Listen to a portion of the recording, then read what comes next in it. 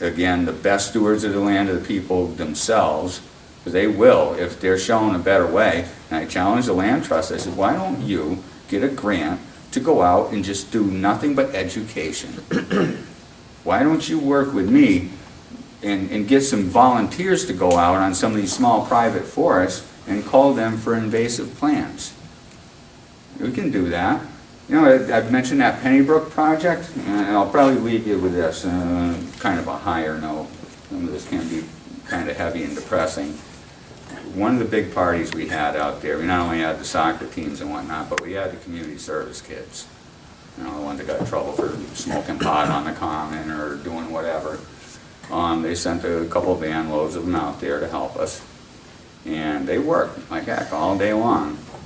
And then at the end, the news camera came out, and some of the more hammier members of the open space group got out there, stood next to the bulldozer, and were just anticipating their picture in the paper. The soccer kids came over, you know, the other parents came over. And I look out of the corner of my eye and I see all these chartreuse green vests that are starting to kind of walk off. I went over and I grabbed them. I said, come over here. I said, you guys have been here longer than most of those people. I said, give me these ridiculous vests. I peeled the vest off and I pushed them over there in front of the camera. And those damn kids were so happy to have their picture taken in front of that bulldozer with everyone else. And of course, the cameras stopped and the news guys left. Almost everyone took off, including the kids. They left in the vans that the cops brought them in. And 2 trucks pulled back into that yard before I left that night. And it was 2 truckloads of kids from community service, drove from Springfield, got in their regular clothes, got in their private vehicles, and came out to the little old town of Ware to put in a couple more hours with me out in the brush. And these are kids that normally get written off and made fun of and whatnot, and let them pick trash in the gutters.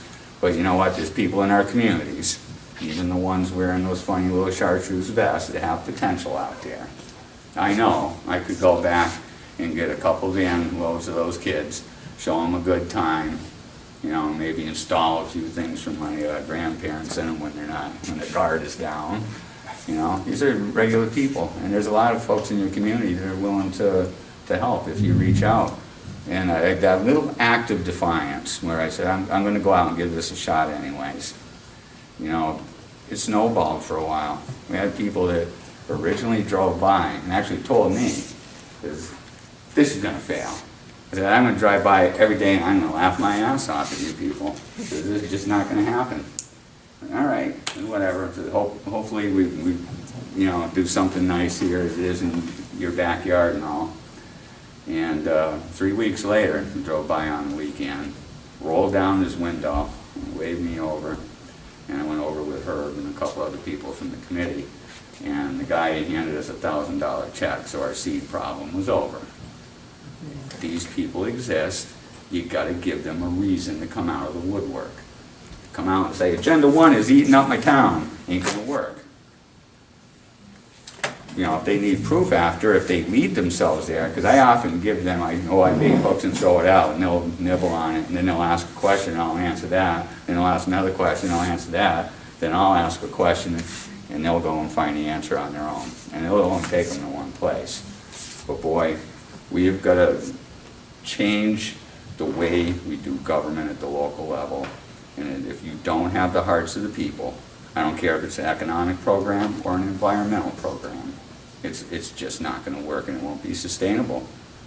If you want a heartier business environment, we've got to stop doing some of the most business unfriendly zoning policies you can imagine. The free market will cleanse itself of bad business, and you've got to have trust in that, and sometimes a little patience. I could go on for hours. I mean, I really could. So what I want to do is just kind of wrap up there. And if there's any time left for questions, I'll stay till every question is fielded. Dave, could I also ask that Sean Rust here from Bristol, he's done an informational pamphlet about his town with that Renaissance downtown. So if he's interested or willing to speak, perhaps he could speak as well. well briefly on that? Absolutely. And Renaissance, it's everywhere. That's definitely one of the problems. Let me bring something in here.